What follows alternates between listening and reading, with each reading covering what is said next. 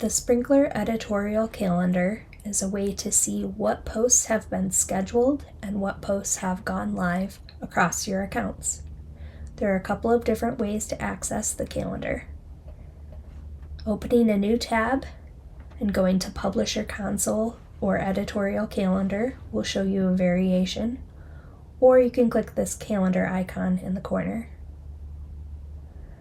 Within the calendar, you have a few different options for viewing. You can have a timeline view with posts just stacked, one on top of each other, or a traditional calendar grid view.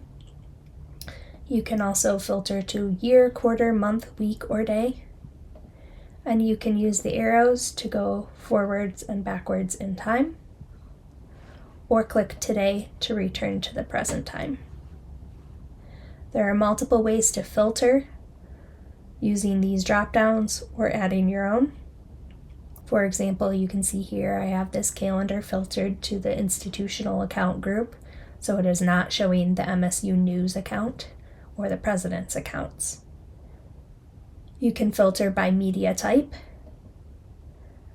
by channel, or any other means. You can also filter by custom fields, which you'll see towards the bottom of your options here.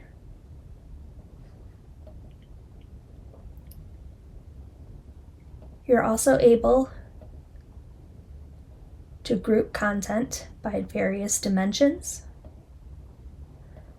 And in the More Options menu, you can create an external link to share your calendar to non-Sprinklr users.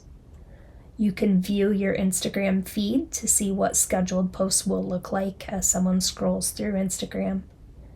You can change your time zone. Perhaps you're at a conference in California and would like to have the interface update to show the time back in East Lansing. You can import or export content, and you can share your editorial calendar view to other Sprinklr users. One important thing to note is that because the calendar requires a date and time for a post to appear, you cannot see draft content on the calendar. In order to see draft posts, you'll need to go to the drafts column on your outbound engagement dashboard.